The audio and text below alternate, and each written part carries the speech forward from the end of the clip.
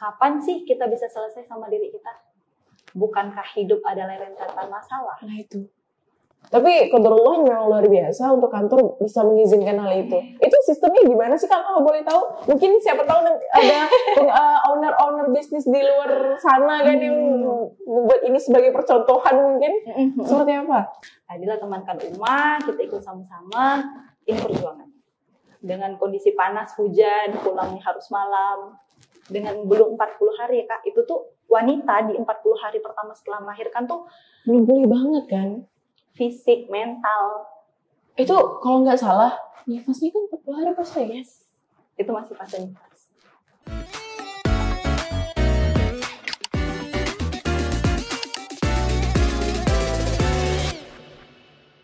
Bismillahirrahmanirrahim. Alhamdulillah kali ini saya ditemani oleh Kak Nur Saadah Yusfar. Betul ya Kak saya manggilnya? Betul, Kak Mutia. Ya, karena kan keseringan manggilnya Kak Uun.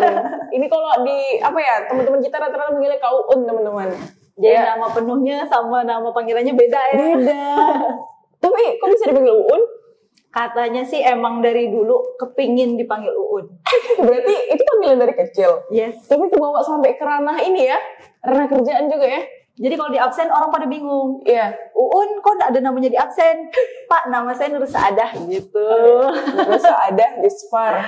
Benar. Masya Allah. Kak Uun, gimana kabarnya hari ini? Alhamdulillah sehat Kak Mutia. Kak Mutia gimana? Alhamdulillah saya juga sehat. Nah, mungkin teman-teman belum pada tahu. Kalau Kak Uun yang udah tahu mungkin udah tahu. Jadi beliau adalah seorang coaching di salah satu komunitas muslimah excellent ya Kak ya. Muslimah Women Coaching Academy. Nah, Muslimah Women Coaching Academy. Nah, seperti apa itu Muslimah Coaching Academy itu nanti dijelasin sama Kak Uun. Nah, dan beliau juga salah satu dep terapis teman-teman, dan tentunya juga seorang working mom. Jadi dia juga bekerja di sebuah institut. Dan anaknya dibawa. Oh ya? Yes. Serius? Baru tahu dong? Baru tahu banget. Anak dibawa ke kantor setiap hari. Naik motor. Tapi itu tergantung ini sih, tergantung dari prosedur kantornya. Nah, itu. Alhamdulillah kantornya juga memperbolehkan ya Kak ya. Benar. Tapi itu gimana Kakaknya? Oke. Ini kita akan susun sedemikian rupa untuk pertanyaannya teman-teman. Jadi boleh lanjut tadi. Gimana sih Kak kan tadi seorang working mom, ya kan, bawa anak kantor. Nah itu terus gimana Kakak bisa bekerja sedangkan anak kan masih kecil juga kan ya, baru berapa bulan sih ya? 6 bulan. Dan sebelumnya lagi berarti usia 3 bulan udah mulai dibawa? Dari sebelum 40 hari. Jadi pas harusnya cuti, saya memutuskan untuk yaudah karena ini ada urgensi. Iya. Ya udah dibawa sebelum 40 hari, saya bawa ke kantor untuk meeting di masa cuti. Wah, itu nggak rewel, nyusu dan lain sebagainya gimana sih? Alhamdulillah sih Kak, yang rewel tuh pasti. Iya. Tapi sedang di fase yang waktu itu kehidupan menjadi ibu tuh nggak mudah dan penerimaannya bagi saya sulit. Nah, jadi proses saya membawa anak ke dalam kantor, ke dalam kehidupan bekerjanya saya, itu tuh salah satu proses saya dalam menerima menjadi seorang ibu dan memperluas zona nyaman saya bahwa tetap bisa kok bekerja dengan bawa anak. Dan alhamdulillah karena itu juga disupport sih dari kantor. Dari kantor, suami juga ya Kak? Yes, pastinya. Wah, ini saya baru tahu, meskipun saya ada sedikit riset tentang Kakak, tapi saya baru tahu banget bahwa ternyata Kakak bawa anak ke dalam kantor gitu. Tapi qadarullah memang luar biasa untuk kantor bisa mengizinkan hal itu. Itu sistemnya gimana sih Kak, kalau boleh tahu? Mungkin siapa tahu ada owner bisnis di luar sana kan yang membuat ini sebagai percontohan mungkin. Seperti apa? Jadi berawal dari ini sih Kak, berawal dari memang kita banyak temukan ya fakta-fakta wanita itu titik kritis dalam sebuah perusahaan ketika bekerja. Wanita itu dua, ketika dia menikah, harus taat sama suami. Kalau suaminya bilang suruh resign, tetap di rumah, mau gimana gitu kan. Terus yang kedua adalah titik kritisnya ketika wanita itu sudah melahirkan dan menjadi ibu. Banyak yang belum bisa membalanskan, bahkan termasuk saya masih belajar untuk menyeimbangkan. Bukan hanya menyeimbangkan, tapi bagaimana mengharmonisasi bahwa bisa semuanya sejalan dengan baik. Oke. Jadi awal-awal dulu pas di 40 hari pertama yang harusnya cuti gitu kan. Nah, qadarullah saya ditempatkan ke satu bidang, satu bagian yang memang masih rintisan, masih baru banget. Oke. Nah, jadi kalau saya nunggu selesai cuti baru saya mulai, ini pergerakan udah cepat nih gitu loh. Iya, Masa betul. hanya terlambat gara-gara saya gitu. Yang cuti gitu kan. Iya. Nah, dari suami seizin dan ridho, karena mungkin barengan juga kan perginya, terus bilang ke orang tua juga, enggak, orang tua setuju, walaupun ini kan belum 40 hari gitu kan, tetap kan orang tua. Iya. Nah, alhamdulillah dipahamkan, mengizinkan akhirnya. Dan sekarang bilang ke anak, kan nama anaknya kan Fatihah Nura Adila. Iya. Jadi Adila, Uma sama Abah mau ke kantor hari ini karena harus ada yang selesaikan. Itu umurnya belum 40 hari. Adila ikut ya. Adila temankan Uma, kita ikut sama-sama. Ini perjuangan. Dengan kondisi panas, hujan, pulangnya harus malam. Dengan belum 40 hari Kak, itu tuh wanita di 40 hari pertama setelah melahirkan tuh Belum pulih banget kan? fisik, mental. Itu kalau nggak salah, nifasnya kan 40 hari pasti ya? Itu masih fase nifas. Wah, itu nggak perih itu. Saya nggak tahu ya, saya nggak tahu rasanya. Cuman pasti kan tentunya fisik kita butuh pemulihan yang lebih lama loh, Kak. Banget. Dan karena mungkin tipe saya juga yang jarang di rumah dalam waktu yang lama ya Kak. Jadi 40 hari itu bagi saya ini panjang banget gitu. Iya. Akhirnya melihat kesempatan untuk meeting di luar itu, ini nih Gas nih gitu. gas jalan-jalan Iya. sekalian gitu kan. Nah, jadi di situ sih karena memang tipe orangnya juga nggak tahan di rumah lama-lama, terus ingin mewaraskan. Karena kalau gini 40 hari secara mental kita belum pulih. Iya. Ya kan? Apalagi kita makin stres di rumah karena kita tidak tahan, karena kita tidak pernah berinteraksi sama orang lain, berinteraksi sama bayi yang kita belum tahu bahasanya, yang kita masih baru banget dengan kehadirannya gitu kan. Akhirnya kita butuh sesuatu yang memang untuk rilis, yang mana kita juga butuh untuk menjaga kewarasan tadi. Dan saya caranya salah satunya dengan mengalihkan pikirannya sedikit tentang kerjaan, ketemu orang lain gitu. Wah. Di situ sih Kak. Menarik sekali sih Kak, karena biar gimana pun nih, kita sebagai new mom itu tentunya kan benar-benar sangat beradaptasi banget tuh. Tapi kakak di sini tadi kakak sampaikan bahwa di sini kakak belajar untuk menerima tentang kondisi yang sudah ada pada kakak. Namun gimana tuh kakak menerima hal itu semuanya? Jadi cerita dikit ya Kak. Awal-awal ketika abis melahirkan itu, saya tuh nggak tahu ternyata sesulit ini loh jadi ibu gitu. Oh ya? Sulitnya kenapa Kak gitu kan? Sulitnya karena satu, setelah fase melahirkan itu tuh bukan fase terakhir. Tapi sebenarnya setelah kita melahirkan itulah fase awal kita memulai menjadi seorang ibu yang seutuhnya gitu kan. Yang dimana kita harus belajar menyusui. Menyusui itu nggak langsung plok, nyusuk gitu nah. Tapi ada prosesnya, pelekatannya harus baik, gimana itu harus benar-benar ASI itu masuk ke bayinya dan lain-lain. Itu tuh proses banget. Jadi 3 bulan pertama adalah 3 bulan bukan hanya si bayi yang belajar dengan kehidupan barunya, tapi si ibu juga terlahir kembali menjadi seorang ibu gitu kan, belajar gimana cara menyusui, gimana cara kalau dia rewel tengah malam, belum lagi yang dia pasti bangun jam 9, bangun lagi jam 12, bangun lagi jam 3, otomatis pola tidur ibu udah berubah. Udah berubah banget ya, meskipun ketika hamil juga sakit juga ya Kak, istilahnya mau tidur salah, tapi tetap berbeda ya untuk jam tidurnya ya. Yes. Saya pikir Kak, awal-awal terakhir itu pas setelah melahirkan, nanti abis melahirkan nih enak, udah bisa tiarap, udah bisa nggak berat lagi bawaannya udah keluar gitu kan. Nah ternyata the real struggle-nya itu setelah melahirkan gitu. Belum ada apa-apanya pas hamil. Justru perjuangannya itu baru dimulai malah di ketika anak sudah lahir ya Kak ya.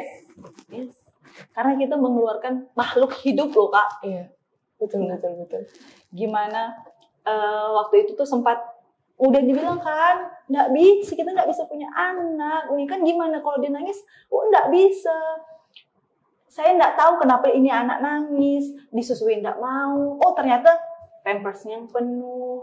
Ini jam segini kok bangun lagi. Oh cuma minta peluk, minta gendong. Jadi banyak sekali hal-hal yang harus diadaptasi sehingga saya tuh tidak mampu, Kak.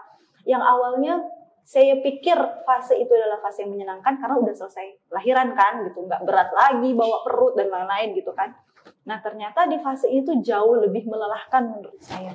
Beradaptasi itu udah dengan bayi asli, yang mana di janin dia udah nyaman banget. Sekarang apa-apa harus nangis dulu, minta ganti pampers harus nangis, mau nyusu harus nangis, minta peluk harus nangis, kedinginan nangis dulu. Di janin kan hangat-hangat aja. Nah, di rahim, maaf. Nah, jadi dengan fase yang 3 bulan pertama itu, sebulan itu yang berat bagi saya, akhirnya memutuskan untuk coaching. Oke. Nah, jadi di komunitas yang tadi Kak Mutia bilang gitu kan, saya kan di Muslim Women Coaching Academy. Jadi memang kita para coach gitu support each other gitu loh Kak. Iya. Nah, sama lain ya. Nah, jadi salah satu bagaimana saya bisa melewati fase new mom tadi adalah lewat coaching. Jadi kakak ikut coaching itu setelah melahirkan? Kalau kenalan sama coachingnya itu udah lama. Udah lama banget. Cuman untuk mulai masuk lebih dalam itu? Saya itu kenal sama dunia coaching 2022. Jadi kalau di Muslim Women Coaching Academy itu kita ada bertahap gitu. Ada pelatihan yang istilahnya tahap pertama gitu. Bagaimana kita mampu meng-coaching diri sendiri. Nah itu saya ikutin di 2022. Gitu. Atau 2021. Nah selanjutnya saya berangkat ke Jakarta untuk ikut yang fase keduanya. Bagaimana kita yang sudah mampu meng-coaching diri sendiri bisa hadir untuk meng-coaching orang lain. Nah, berarti memang dari awalnya itu kita coaching diri dulu. Setelah berarti otomatis kadang kan orang begini Kak. Bahwa saya banyak dengar orang itu terkadang munculnya sebuah masalah itu karena dia belum selesai sama dirinya sendiri. Betul seperti itu? Betul, antara betul apa enggak ya? Karena kapan sih kita bisa selesai sama diri kita? Bukankah hidup adalah rentetan masalah? Nah itu. Definisinya seperti apa? Jadi saya ngeliat kalau selesai, ya kapan selesainya sama hidup? Tapi bagaimana kita bisa hadir sama orang lain menjadi cermin yang jernih untuk orang lain?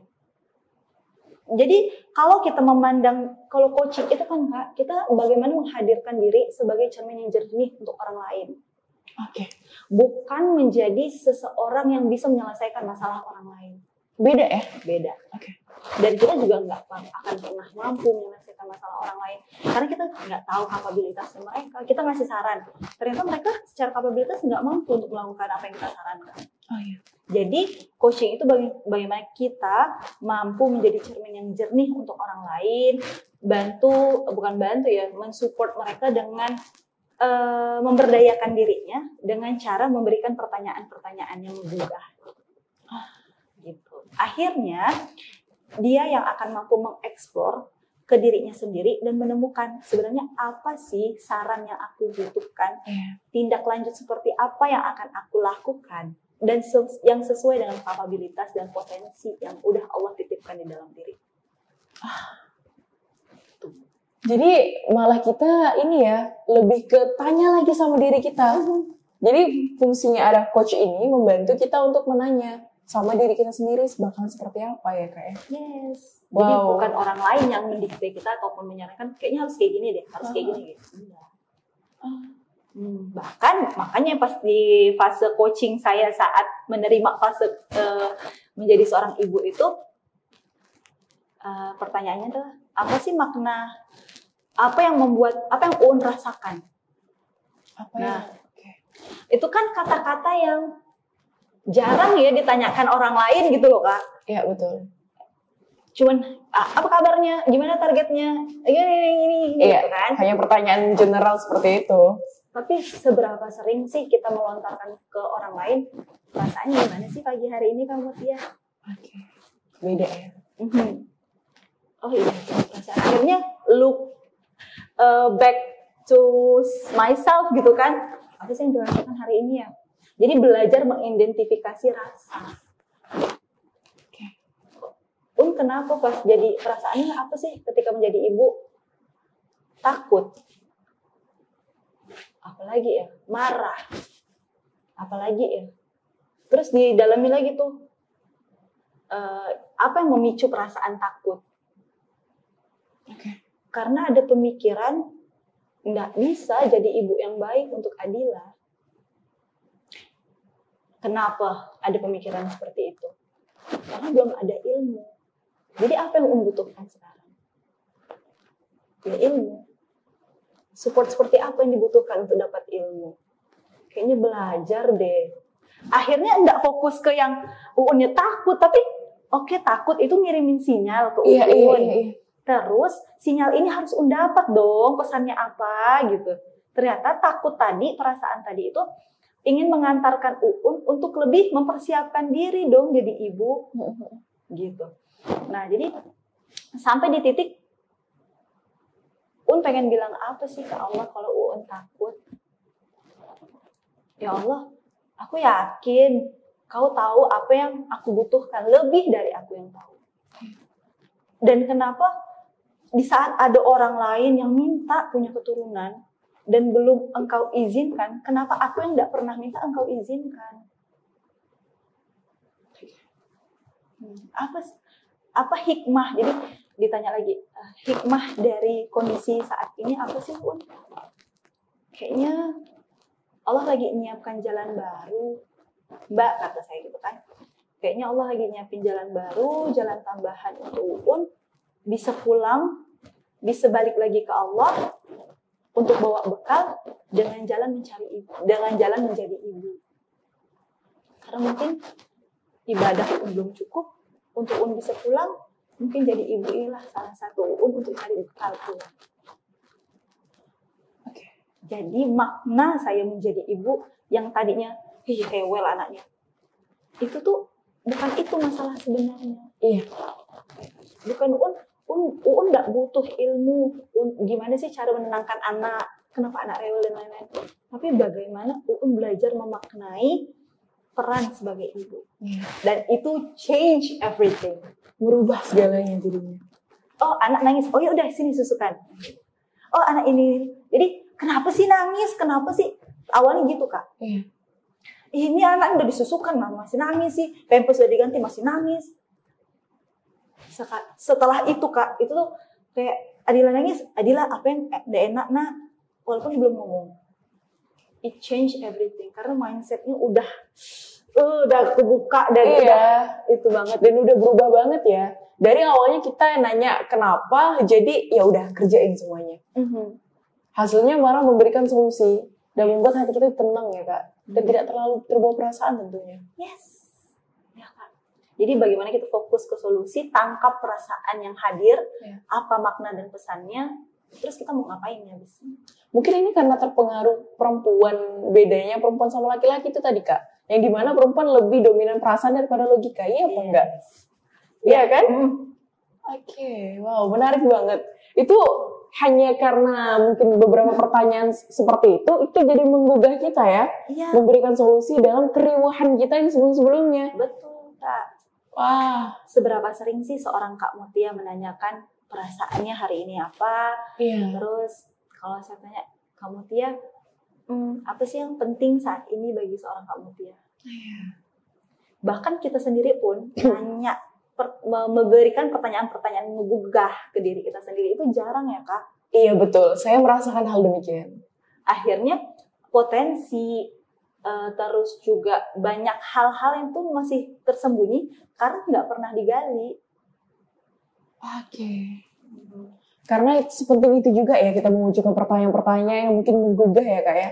Yang mungkin jarang terlintas di pikiran kita. Karena sejarang itu hal itu terjadi kan. Seperti mana kan, how about your feel, tentang perasaan kita, rasa kita saat ini seperti apa. Tentunya itu akan jauh sangat berbeda juga. Apa sih prioritasnya sekarang? Iya. Nah, kayak gitu-gitu. Jadi pertanyaan-pertanyaan yang menggugah, bagaimana kita bisa reflect balik ke diri kita, dan kita pun mampu menjadi cermin yang utuh untuk diri sendiri. Cermin yang utuh ya definisinya. Ketika ada emosi, ayo diajak ngomong, bukan malah larut dalam emosi itu. Akhirnya nangis.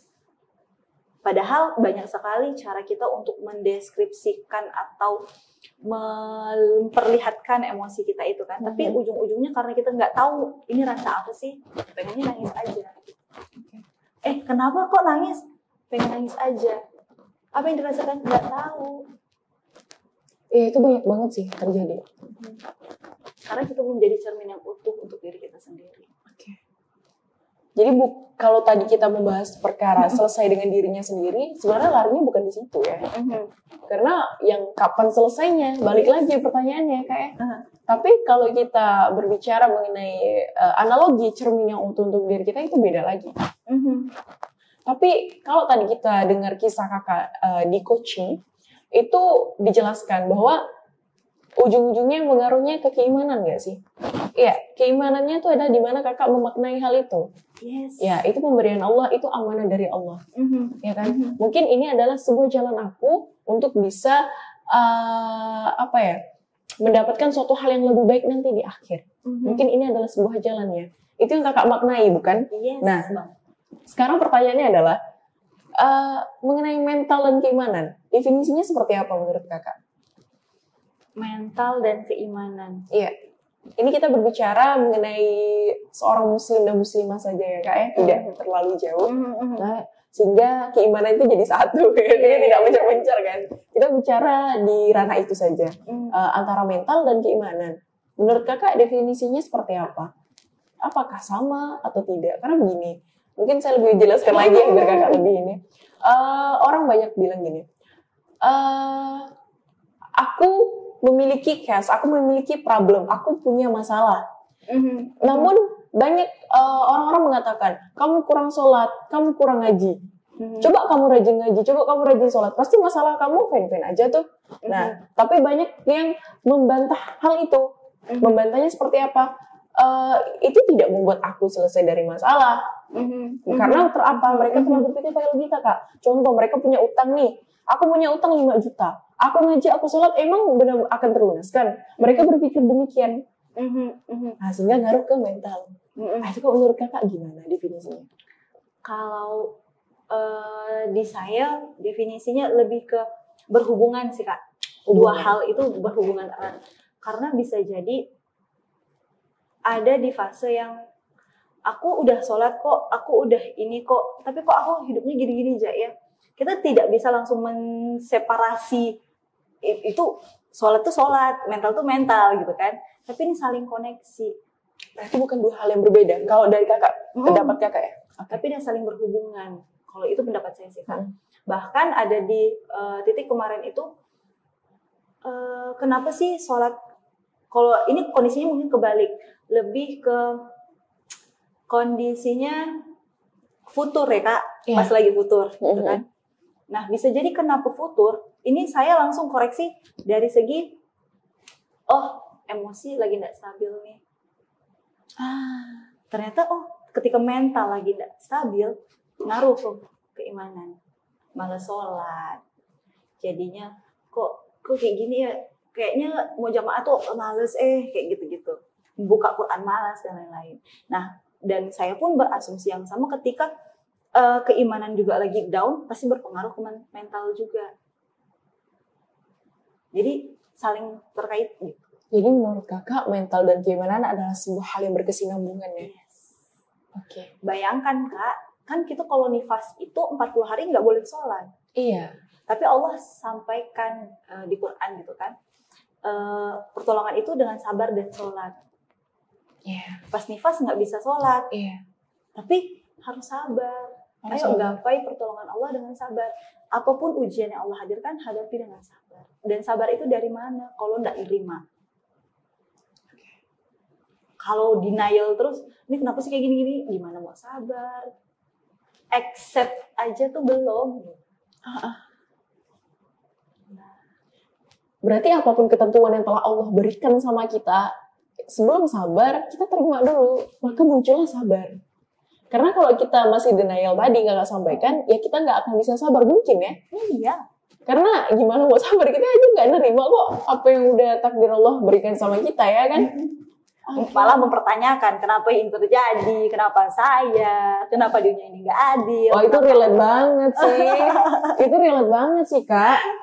Iya dong, karena jangankan ini ya, mungkin jangankan kita pribadi, mungkin kita pribadi udah kelar lah perkara why ya, mungkin bisa jadi.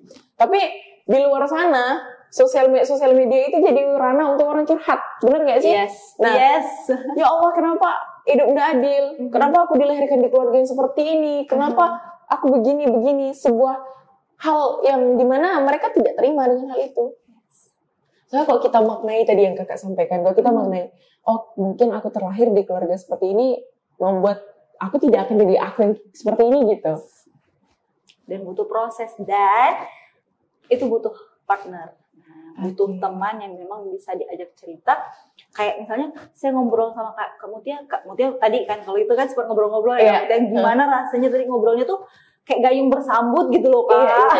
Iya. Gimana pertanyaan-pertanyaan kakak tadi tuh kayak meluaskan sudut pandang saya. Jadi saya merasa ngobrol sama Kak Mutia walaupun sebentar, tapi insightful. Oke. Nah, jadi bagaimana kalau misalnya tadi ada kondisi-kondisi yang memandang dunia ini tidak adil, kenapa kejadiannya kayak gini, dihadapkan lagi nih dengan teman ngobrol, nah dia aja ngobrol sama diri sendirinya udah negatif Pak. Yeah. Kenapa dunia ini gak adil. Ditambah lagi kalaulah partner ngobrolnya itulah jadi teman ngobrolnya tidak mampu hadir, tidak mampu untuk mensupport dia menjadi lebih berdaya. Itu fungsi coaching tadi. Yes. Wah, menarik banget. Jadi tapi kalau tadi kita udah ngobrol soal ini ya, coaching diri sendiri ya, yang tadi kakak juga udah pernah dibimbing gitu. Otomatis kakak juga sekarang kan udah punya pengalaman nih, gimana nge-coaching orang. Nah, sepengalaman kakak, kalau wanita ini yang sering mereka hadapi rintangannya itu apa sih? Mungkin untuk ke mereka ini ya, mungkin boleh kakak sebutkan mereka yang baru menikah atau mereka yang sedang menjalani hidup sebagai ibu. Kalau yang sudah menikah, ya, menjalani hidup sebagai seorang istri. Menjadi seorang istri, rata-rata ya Kak, itu bagaimana berhadapan, bagaimana beradaptasi dengan multi peran. Wanita itu multi peran banget. Dia juga anak, dia juga istri, dia juga ibu. Dia juga katakanlah kayak saya working mom. Jadi bagaimana dan peran tiap-tiap peran ini punya menuntut tanggung jawab yang berbeda gitu loh Kak. Otomatis kita harus siap switch. Oh ke anak, oh ini kerjaan, oh ini jadi istri. Nah, jadi rata-rata bagaimana itu bisa mengharmonisasi itu hal yang tidak mudah. Bagi seorang wanita, karena wanita itu punya perjuangan berkali-kali lipat ya bisa saya katakan daripada laki. Dan dengan tantangan yang sekelumit itu gitu kan, yang serumit itu, coaching bisa jadi salah satu opsi. Tapi emang sih Kak, kalau udah ngomongin seorang ibu itu memang suatu hal yang berbeda. Saya baru aja ngebaca captionnya dari atlet badminton Indonesia kita yang cewek itu siapa namanya? Grace Shapoli. Iya. Ya mungkin itu, iya. Saya baca bahwasanya dia sampaikan begini Kak. Saya menjadi seorang atlet, ya kan? Latihan yang keras, tuntutan yang keras. Itu saya tidak pernah sakit. Bahkan kalaupun sakit, cuman ya dikit lah gitu. Padahal tuntutan keras kan, dia latihan keras. Tapi ketika dia menjadi seorang ibu, dia hampir sakit-sakitan terus. Pilek kan katanya kan? Bapil. Kan ada juga baca? Yes, nah, baca. Dia sampai bapil gitu. Ternyata memang bahkan seorang atlet badminton loh Kak. Siapa sih nggak tahu gimana kerasnya mereka latihan. Betul. Apalagi mereka sudah internasional loh kemarin. Ya kan? Ketika jadi ibu langsung down tuh. Ya, dan itu relate banget Kak. Waktu itu kan saya juga masih ibu baru kan. Terus ngebaca itu, kok bener banget sih. Apalah saya bukan atlet badminton, wajar nggak sih? Nah itu, seorang atlet badminton aja ngeluh gitu kan. Apalagi kita yang bukan atlet gitu loh. Jarang olahraga. Yang belum diterpa banyak latihan fisik dan lain-lain ya Kak. Otomatis seorang Grace Shapoli kan dia mentalnya udah tertata tuh pasti tentunya. Tapi ternyata menjadi ibu is completely different. Jadi kalau orangnya masih ngerendahin seorang ibu, saya nggak tahu lagi sih kita harus ngomong apa ya. Atau seorang suami yang tidak support seorang istri yang ketika rumah berantakan dia ngomel-ngomel. Itu sangat menyakitkan dan menyayat hati tentunya. Iya. Ketika tubuh istri tidak seperti dulu, komen, kamu diet lah, kamu inilah, kamu itu. Ya coba dukung, ayo nge-gym bareng misalnya. Nggak jangan ngeluh aja kan.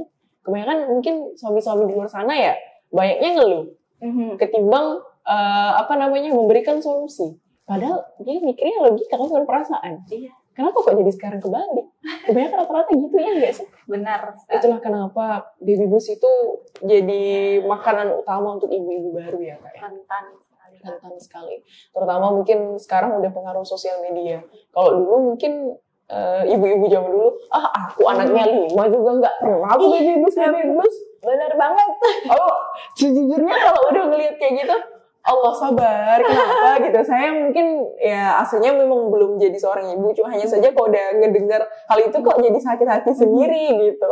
Setuju Kak. Bahkan pesan saya waktu itu kan, saya dipesankan sama guru saya waktu itu, sama Bu Oci, Uun ketika menjadi ibu jangan pernah membandingkan diri Uun terhadap fase-fase Uun yang sebelumnya ataupun dengan orang lain. Bahkan ke diri kita terdahulu kita tidak boleh membandingkan ya Kak. Saya baru ngeh, oh iya ya ternyata selain membandingkan diri ke orang lain, kita tuh ada potensi juga loh membandingkan diri kita dengan fase yang sekarang menjadi ibu, katakanlah kita bandingkan dengan yang masih single, ya otomatis beda gitu kan. Dan saya baru ngeh, Uun nggak akan sama tantangannya ketika masih single, ketika masih jadi istri, belum punya anak, sekarang udah jadi ibu. Jangan bandingkan dulu. Dan sudah selesai fase itu, udah jadi yang lain, udah jadi ibu. Bahkan ketika kita jadi seorang istri aja, kita ngebandingkan dengan dahulu juga nggak bisa Kak. Ada rasa sakitnya juga. Karena saya sendiri sempat karena mungkin baru menjadi seorang istri. Kak Mutia tuh udah jadi istri juga kan? Iya, saya pun juga merasakan hal itu, dimana saya merasakan ketika saya membandingkan diri saya sama yang dulu itu sangat beda, gitu, rasanya beda. Padahal mungkin Allah belum masih takdirkan anak mungkin, namun ada suatu hal yang berbeda, dimana tuh saya merasa bahwa saya ada tanggung jawab untuk berkewajiban sebagai seorang istri, dimana seorang istri berkewajibannya dengan suami seperti apa. Itu saya memiliki tanggung jawab yang berbeda Kak. Ada tanggung jawab baru. Dimana hal itu tuh sudah merubah sebagian hidup saya dari yang dulu sampai sekarang. Padahal belum punya anak. Perubahan terbesar apa Kak? Sebelum jadi Waduh, kok jadi saya ditanya nih? Kok jadi saya ditanya nih? Aduh. Jadi itu mungkin nih baru silakan Kak. Dikit aja ya. Oke. Apa? Tadi ya, perubahan terbesar Kak. Sebelum menjadi ibu dan setelah sebelum menikah dan ketika menjadi seorang istri. Oke. Sebelum menikah sama setelah menjadi seorang istri ya. Tentunya kalau perubahannya itu tadi sih, bahwa saya tuh sekarang udah punya tanggung jawab. Gimana tanggung jawab saya gimana kewajiban seorang istri. Kalau dulu kan kita nggak punya kewajiban istri ya. Sekarang kan udah kewajiban seorang istri. Nah itu gimana saya jalankan. Nah balik-balik lagi. Kadang kewajiban itu pun nggak full kan. Kita sebagai manusia juga balik-balik lagi kan. Ada ini, terus kebebasan. Kalau dulu ya saya keluar-keluar aja kan. Kalau sekarang kan udah nggak bisa kita bebas gitu kayak dulu kan. Karena ya harus izin mau keluar aja. Bahkan hadis atau Quran ya kan disampaikan bahwa keluar rumah satu langkah aja gitu, ketika kita nggak ada izin sama suami ya itu, meskipun nggak bisa kita terlalu mentah-mentah juga hal itu ya, itu kan tetap balik-balik lagi sama keriduan suami. Seperti itu. Kemudian tentunya beberapa suami kan gimana dia memperlakukan istrinya kan beda kan. Ada suami yang memperbolehkan istrinya berkarir seperti saya, namun untuk beberapa suami juga menentang untuk istrinya supaya yaudah kamu ngurus anak aja, kamu nggak usah berkarir. Nah, namun nanti balik-balik lagi ke arah mana? Arahnya pasti ke finansial tuh jatuhnya. Dulu aku kerja, aku nggak, sering terjadi adalah ini mungkin bukan saya sih itu, namun ada beberapa hal terjadi di lingkungan karena kita sebaya kita rata-rata udah nikah kan. Jadi jadi teman-teman kita nih ya saling berbagi cerita bahwasanya dulu aku kerja, aku bisa loh beli skincare harga sekian 1.500.000. Kok sekarang aku nikah malah aku nggak dikasih skincare, malah habis untuk makan, gimana sih? Relate banget loh Kak, sehingga dulu aku glowing, sekarang kok aku bisa, gak punya anak lagi. Benar. Nah, jadi hal itu tuh yang bikin orang-orang tuh jadi capek Kak. Itu yang bikin dia capek setelah menikah, itu yang bikin dia, salah satunya ya. Yang bikin dia capek setelah nikah. Aku dulu mau makan di restoran A, restoran B, fine-fine aja tuh, gak habis duit aku. Kok sekarang aku mau makan di restoran harus mikir-mikir sih? Padahal uangnya sama. Nah, tapi standarnya tetap bisa. Gini, kondisi sudah berbeda, tapi dia masih menggunakan standar yang sama. Standar ya? Oke. Aku kinclongnya aku tuh aku harus pakai skincare yang harga segini loh, gitu. Padahal kita udah punya skala prioritas yang beda. Nah itu sih salah satu yang saya rasakan juga ya, ketika mengukur kondisi yang berbeda tapi harus dengan standar yang sama, saklek gitu. Akhirnya ya tersakiti dengan ekspektasi sendiri kan. Iya, dia tersakiti karena kalau kita mikirin keuangan ya, ini kan sebelumnya juga ada podcast Kak gimana mengatur keuangan dan lain sebagainya kan. Nah sebenarnya kalau udah nikah ya tanggungan kita tuh beda, tanggungan rumah tangga besar loh. Iya. Kok dulu mungkin kita tinggal sama orang tua ya, orang tua yang nanggung ya. Segi bayar listrik, bayar ini. Kok sekarang listrik voucher cuy, mau Berbagai kalau hidup AC ya Kak. Aduh, itu AC itu kulkas lagi sekarang. Iya benar makanya. Kulkas kalau yang keluaran 2000-an tuh 2000-an pula 2019 itu tuh masih tinggi-tinggi loh wattnya. Udah sekarang aja baru ada kulkas yang cuma 150 watt. Dan yang bahaya itu Kak, nyimpan di kulkas itu bukan sayuran, skincare isinya. Nah, skincare-nya mahal, bayar listriknya mahal karena nyimpan skincare. Karena moisturizer enak dingin kan? Iya, saya sendiri kadang sama masker. Iya, moisturizer sama masker itu saya memang masukin ke kulkas. Soalnya meskipun AC kan AC-nya mati kalau kita tinggal. Jadi tetap Pontianak ini panas. Katulistiwa nih bos. Katulistiwa ini aduh. Oke. Udah sudah lah ya kita mengurus ranah pribadi. Semoga terinspirasi teman-teman ya. Oke, tapi tadi ngomongin kita singgung Muslim Coaching. Nah, di sini nih sudah ada apa ini Kak? Nah, jadi kalau di Muslim Women Coaching Academy Kak, kita ada satu tools yang kita gunakan dalam metode coaching. Nah, yang ada di depan ini namanya kartu Essence of Life. Essence of Life adalah kartu-kartu yang berisi 3 kategori lah ya, bisa kita katakan. Ada yang discover, ada yang dare, yang biru, ada yang doa, yang hijau. Nah, masing-masing kartu ini, masing-masing box berisi hal yang berbeda nih Kak.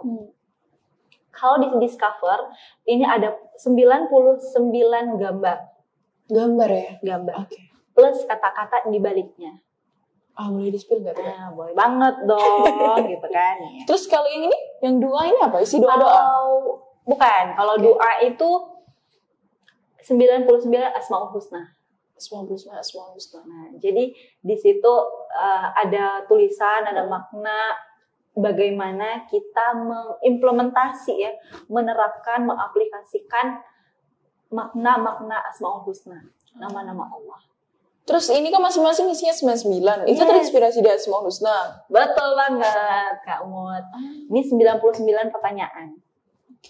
Kan sulit ya kalau misalnya kita tuh mengeluarkan pertanyaan-pertanyaan yang menggugah karena memang nggak kebiasa gitu. Dan akhirnya butuh waktu untuk belajar dan lain-lain. Nah, di Essence of Life card ini ada 99 pertanyaan yang akan menggugah ya, insya Allah. Nah, tadi kalau kita spill yang discover ya. Kalau yang discover itu ada 99 kartu. Nah, jadi ini ada gambar Ka'bah gitu kan. Ada gambar anak lagi bereksplorasi lah ya gitu. Iya. Dan ada yang megang koin, ada tangan megang koin gitu. Tangan nenek. Iya, tangan yang tua, renta lah ya Kak ya. Nah, di balik 3 gambar ini ada kata-kata. Glory, wealth, knowledge. Dan setiap kata-kata ini pasti punya artinya dong kan Kak. Iya. Including kemenangan, wealth kekayaan, knowledge pengetahuan. Tapi ketika kita misalnya lagi coaching, lagi ngobrol, kata-kata ini ibarat kata ini punya kamu tuh yang memilih kartu ini, ya kan? Iya. Kartu gambar Ka'bah. Nanti ketika kita lihat kata-katanya glory, kemenangan. Itu kata kamus. Tapi hari ini kartu ini dipilih oleh Kak Mutia. Maka dari Kak Mutia sendiri, apa sih makna glory? Makna kemenangan bagi seorang Kak Mutia. Ini nanya sama saya. Ya, boleh lah ya kayak. Dan ini kartu yang emang Kak Mutia pilih tadi gitu. Iya. Kemenangan ya. Sejatinya kemenangan sih ya tentunya kita bisa masuk surga. Nah. Iya kan? Ya itu kemenangan yang sesungguhnya. Mau kemenangan apa lagi kita incar emangnya? Kalau nggak masuk surga ya nggak sih? Betul. Dan itu bagi Kak Mutia. Ketika misalnya katakanlah ini kartu yang saya pilih, mungkin kemenangan bagi saya berbeda. Oke. Bagaimana bisa memenangkan setiap harinya? Bagaimana bisa ridho atas apapun ketetapan itu udah menang bagi saya, katakanlah. Iya. Jadi kata kemenangan itu punya makna yang berbeda di setiap orang. Iya. Nah, gitu. Jadi kita bisa ngobrol kemenangan tuh bisa panjang nih Kak gitu. Kapan sih Kak Mutia bisa merasa menang? Dalam mencapai kemenangan surga tadi yang Kakak bilang, apa sih yang Kakak harus lakukan? Apa yang sedang Kakak perjuangkan di dunia ini untuk mendapatkan itu? Jadi banyak banget rentetannya. Dan harapannya gitu, dari ngobrol itu, kita akan mampu meluaskan sudut pandang. Oh ternyata sedalam ini kah seorang Kak Mutia memaknai kemenangan? Gitu Kak. Tapi kenapa kemenangan gambarnya Ka'bah Kak? Nah kalau itu saya kurang tahu ya, karena ini memang ada maknanya sendiri, tapi karena saya bukan yang buat gitu kan, jadi kalau yang buat ini saya diinfokan oleh gurunya, selalu punya makna dan selalu ada alasan kenapa gambar-gambar ini yang dipilih.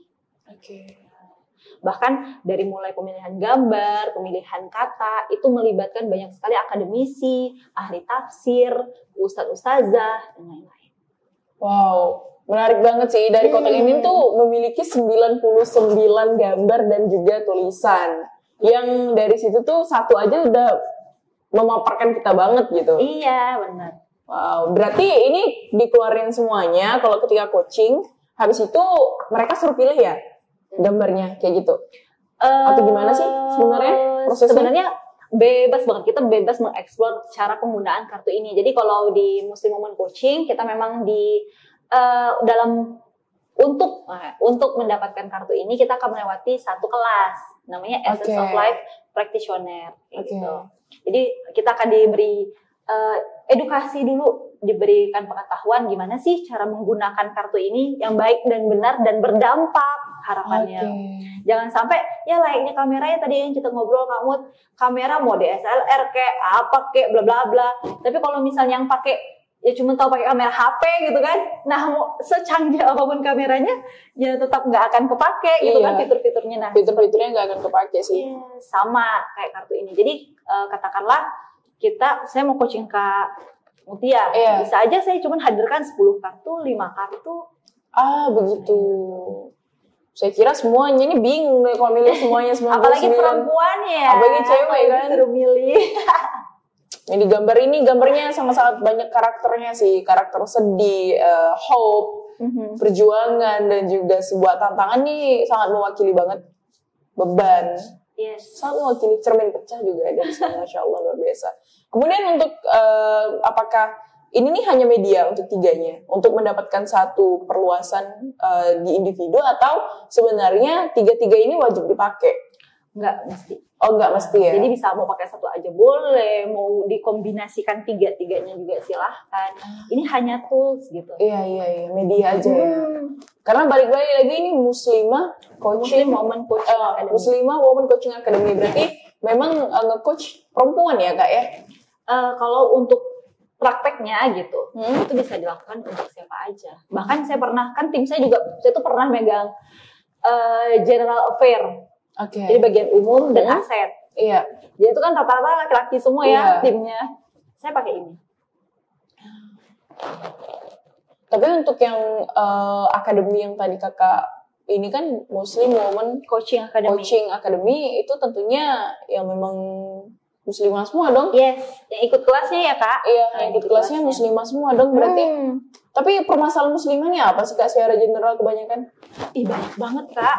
Saya tuh kan ada juga yang kliennya itu masih muda ya katakan. Belum nikah berarti? Belum nikah. Okay. Jadi dia selalu merasakan kok aku nih nggak punya temen nih. Introvert kali dia. Nah itu ternyata panjang kak. Oh panjang, oke. Disingkatin aja. Jadi kenapa aku tuh nggak bisa bertahan lama dalam sebuah perusahaan? Oke.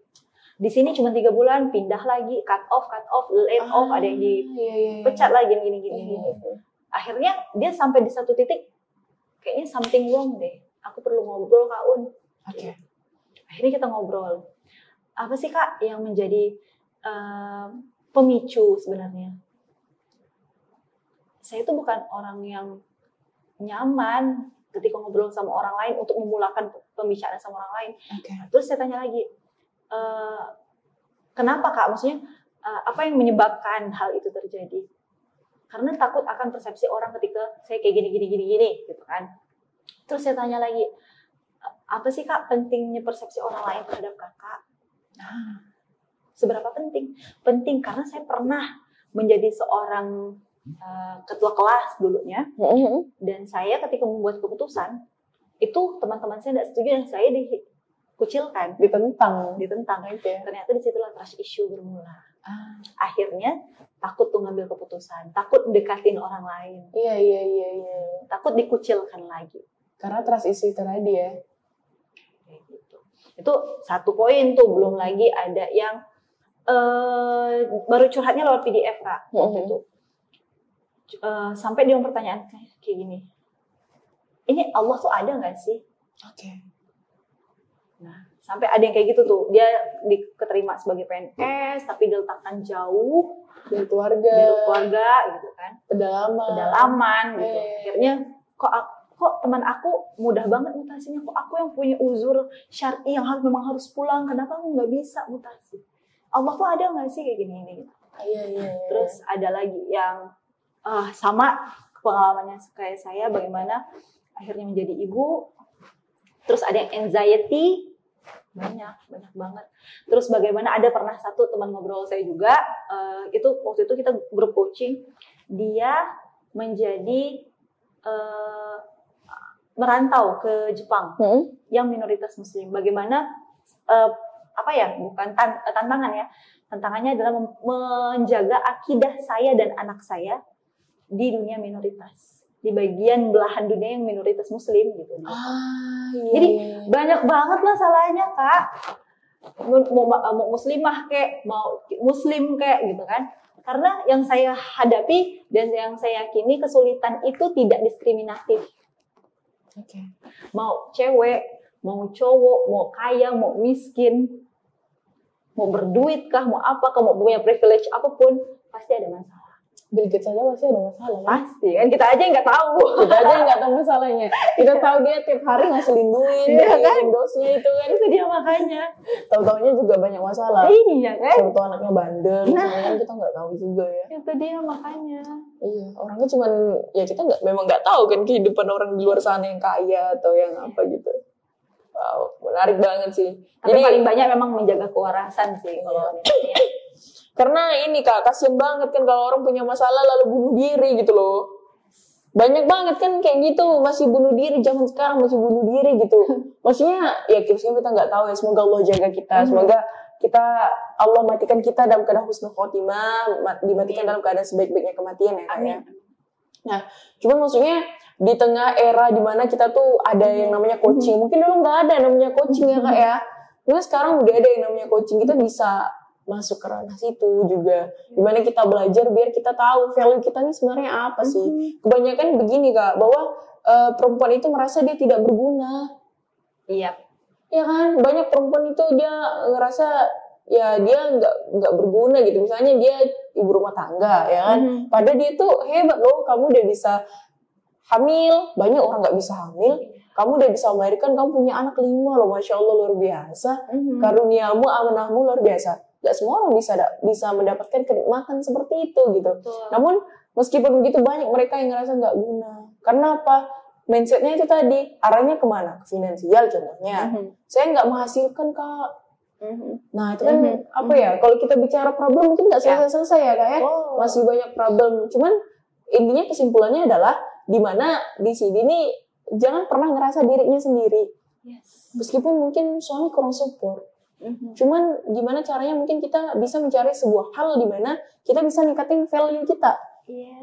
Iya kan? Kak, betul banget. Nah mungkin teman-teman ya jika merasa sedang sepi, sedang ini, coba mungkin gabung ke sebuah komunitas atau ngikut yang Muslimah Women Coaching Academy contohnya misalnya untuk membuat kita lebih terbuka kan Kak. Kadang gini Kak, orang kalau ketika mereka kumpulnya cuma di satu circle doang, entah itu keluarga, entah itu apa, ya udah pikirannya di situ-situ doang. Kurang piknik ya, makanya sehingga dia menghadapi sebuah masalah, dia akan ketika dia menghadapi sebuah masalah itu dia akan meresponnya dengan suatu hal yang itu lagi. Yes, ya kan? Padahal kan kalau dipikir kan, coba kamu sudut pandang A, pasti nggak gini. Coba sudut pandang B, coba sudut pandang keimanan, coba sudut pandang syariah, pasti kamu beda, kamu nggak akan nanggapin orang kayak gini gitu. Apalagi kalau kita Islam, seorang Muslim harus husnuzon kan? Nggak bisa kamu pandang orang. Benar, sesuai dengan prasangka hambanya ya Allah. Belum lagi kan kadang gini Kak, kebanyakan problem itu adalah di mana seorang kita ini contoh gini, kakak ternyata berbuat baik sama saya, tapi saya salah menanggapi gitu.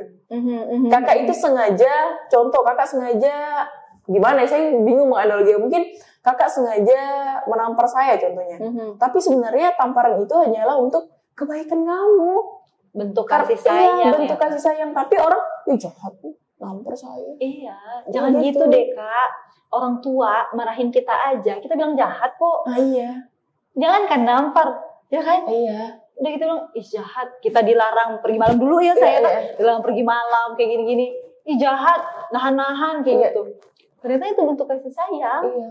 Jadi ya balik lagi gimana kita yang memaknai apapun yang terjadi. Dan aturan kalau Allah tetapkan adalah wujud kasih sayang, enggak sih? Yes. Bayangin aja, muslimah itu sangat dimuliakan. Benar. Pakaian udah diatur di dalam Quran. Tapi masih ada nggak? Begitu Quran berarti kan menyanyikan kasih sayang Allah gitu loh. Ya enggak sih? Masya Allah. Ngomongin ini sangat meluas sekali ya jadinya. Masya Allah luar biasa. Tapi ini kan kita udah masuk bulan Ramadan nih Kak. Iya benar. Nah, Kakak goals Ramadan kali ini apa sih? Belajar ngajinya gimana?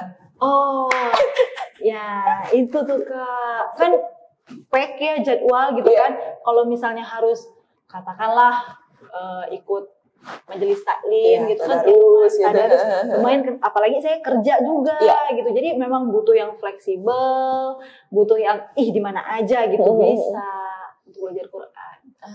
Iya. Jadi istilahnya memang ini ya Kak ya, untuk bisa stay di satu tempat, entah ikut majelis taklim atau masih sulit ya sebagai working mom ya. Betul banget. Apalagi udah ada anak bayi. Bener banget. Jadi kan harus, kita tuh Kak minimal lah ya pakai HP gitu. Iya. Jadi yang standby HP bisa ngajinya di HP juga belajarnya. Jadi pakai apa? Nah, saya itu Kak. Nih. Aduh, sekali nanya pakai apa jadi singgung yang sejenis. Susah, sulit. Saya pakai Qoroa jujur. Saya jujur pakai Qoroa. Karena ikonnya juga udah bagus ya sekarang. Wah, iya karena lagi Ramadan kan logonya ganti. Udah update berarti dong? Oh, udah dong. Ungu ya dia. Iya, ini lucu banget gitu. Tapi fitur yang Kakak sukain di Qoroa apa sih? Nah, saya pernah Kak, saya itu ngetes Al-Fatihah saya di sini. Serius Kak. Dan kan bisa dikoreksi langsung kan kalau di Qoroa. Jadi saya pakai itu banget gitu. Fitur murojaahnya. Yes, murojaah juga tuh. Dulu tuh saya nyoba ngafalin juz 30 pernah ada di sini nih kalau saya nggak salah. Ada level-levelnya kan? Ada levelnya Kak. Di awal tuh kita juz 30 memang. Nah, saya pernah pakai itu tuh Kak, sampai level berapa tuh? Itu yang mana murojaah atau setor ayat? Setor ayat. yang dikoreksi Ustaz langsung dong. Yes. Wah itu saya ngeri. Serius, saya mau udah pakai Quran lama aja Kak. Kalau udah setor ayat tuh ngeri sebenarnya. Karena dikoreksi Ustaz langsung Kak. Iya. Kita ustazah deng. Kita kalau kan. Dikoreksi ustazah. Mana? Ya sebenarnya kalau saya kalau mau hafiznya Quran sih ya baik-baik aja. Cuman kalau udah ini kan udah beda gitu. Kan ada user ya, jadi nggak ada. Jadi tuh udah deg-degan gitu. Karena jangankan ini aja kan kadang kalau udah kita langsung apalagi gitu. Itu dia Kak. Jadi sebenarnya lewat fitur ini tuh meminimalisir rasa malu. Kalau dikoreksi langsung terangan-terangan agak gimana ya perasaanku. Sama sih. Iya. Nah jadinya ya kalau dikoreksinya baik gini kan, ya minimal dia ndak depan muka saya lah ngoreksi gitu kan, nggak malu juga. Kan di Quran kan Kak selain kita pakai Quran memang ada ini nih setor hafalan sama ustazah kan, kalau yang cewek-cewek ada juga cowok gitu. Jadi koreksinya itu ya memang kami ketika setor hafalan ya agak deg-degan juga sebenarnya. Nah, tapi ketika setor ayat di sini tuh sebelum ke setor hafalan tuh kami kan jadinya di setor ayat Qur'an juga gitu. Jadi pakai Qur'an juga kan. Kami setor ayat dulu di Qur'an, setelah udah setor ayat wah udah bener nih. Ya udah enggak apa-apa gitu. Apalagi kita udah kenal suaranya nih. Oh, ini sih ustazah ini gitu. Ini sih ustazah ini. Ya udah berarti aman nih gitu setor hafalan saya aman nih gitu. Nah itu kan biasanya kalau yang saya pernah Al-Fatihah dulu tuh pas kan keluar skor ya Kak ya. Nah itu tuh kita di highlight juga di ayat mana salahnya. Dan itu tuh kebantu banget di saya Kak. Nah jadi Bismillahirrahmanirrahim. Oh ternyata ininya yang kurang nih di sini gitu. Kadang di roknya. Iya sih. Karena balik-balik lagi ya Kak ya, kalau kita Al-Fatihah kita baca tiap hari dan rukun sholat kan. Iya itu makanya. Jadi kalau misalnya kita masih salah baca Al-Fatihah kan juga malu juga ya gitu. Udah umur berapa kita hidup ini. Kalau malu ya udah latihannya lewat sini aja gitu kan. Gak ada yang kepo umur kita berapa, backgroundnya apa. Iya betul banget sih. Waduh. Oke Kak, mungkin ini lebih ke apa ya? Last question aja sih ya, mungkin karena udah memandang waktu juga. Mungkin pesan sih buat kakak kepada para teman-teman muslimah di luar sana yang sedang mungkin menghadapi sebuah masalah atau gimana kok kakak dari sisi coachingnya seperti itu. Nah untuk kakak para new mom, walaupun masih single, pokoknya untuk wanita-wanita muslimah dan wanita-wanita di luar sana, itu saya percaya banget gitu kan bahwa wanita itu adalah peradaban. Ya, pilar peradaban. Jadi ketika kita menjadi wanita yang benar, insya Allah anak keturunannya juga akan benar gitu. Dan peran wanita itu vital karena hanya kita yang mampu memberikan generasi-generasi selanjutnya gitu kan. Nah, jadilah wanita yang tangguh, wanita yang berdaya, wanita yang bahagia.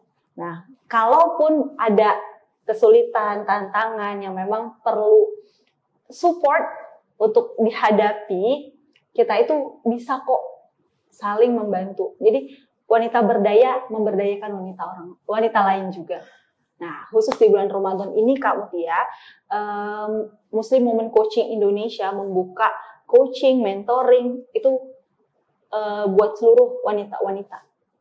Tinggal kontak aja di IG-nya. Dan kalau yang di Pontianak juga bisa langsung ke saya. Hayo. Jadi pilihan untuk menjadi wanita berdaya itu semuanya ada di kita. Oke, nanti kita tulis di sini ya, di bawah ini. Untuk Instagramnya ya Kak, jadi bisa kontaknya langsung di situ ya. Betul.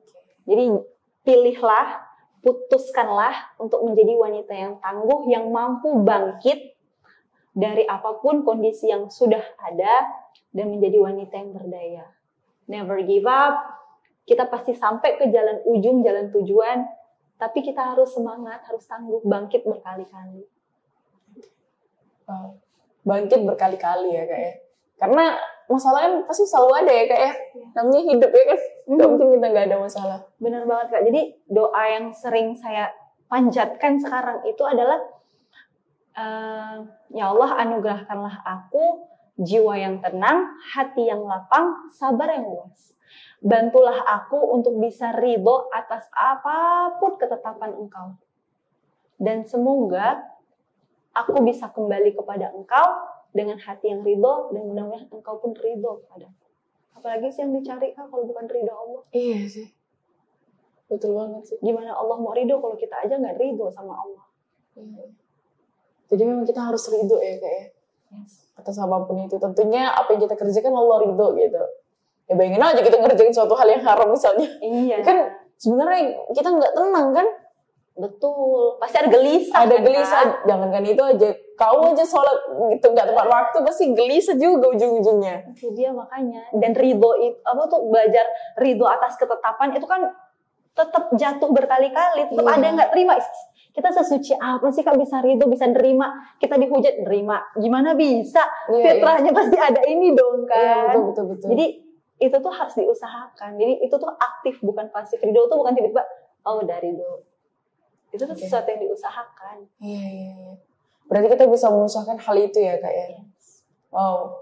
Balik-balik lagi penerimaan. Yes, penerimaan agar bisa sabar, kemudian Dan bersyukur atas apa yang sudah ketetapan Allah ya Kak ya Benar. tentunya. Karena mungkin kehidupan kita yang sekarang yang kita tidak sukai mungkin ya, ataupun yang kita tanya why-nya terlalu banyak sama Allah, mungkin hidup ini yang diimpikan oleh banyak orang. Yes. Ya kan? Kita mungkin punya rumah yang enak, kita tidur di AC, tapi kita masih ngeluh gitu kan. Sedangkan di luar sana gimana? Saudara kita aja di Palestina bagaimana? Aduh, nggak kuat. Itu sih udah nggak kuat ya. Ini udah akhir tapi malah bahas Palestina. Tapi tentunya di akhir ini saya juga memohon kepada teman-teman sesama Muslim kita bahwasanya mari kita doakan sama-sama keluarga kita yang di Palestina. Semoga Allah berikan kemudahan tentunya. Kalau dibilang tabah mungkin mereka sudah sangat tabah ya. Aduh, udah nggak bisa saya ngomong karena takut ada suatu hal yang keluar nanti karena terlalu berat ya Kak ya. Sedih rasanya kita, apalagi Ramadan ini gimana mereka nggak buka dan nggak sahur gitu loh. Nggak ada makanan soalnya. Gimana kita yang di sini gitu. Yang masih kok cuman ini. Aduh. Ya Allah. Baiklah kita tutup teman-teman. Kak, jazakillah khairan. Terima kasih banyak sudah hadir dan sharing-sharing ilmu di sini. Untuk teman-teman pendengar yang nonton, semoga apa yang disampaikan untuk sharing-sharing kali ini memberi teman-teman tercerahkan juga, terinspirasi dan bermanfaat untuk kita semua. Amin. Dan apabila ada salah kata atau salah tingkah laku dari selama perjalanannya podcast ini, kami mohon maaf. Jazakumullah khairan semuanya. Assalamualaikum warahmatullahi wabarakatuh. Waalaikumsalam warahmatullahi wabarakatuh.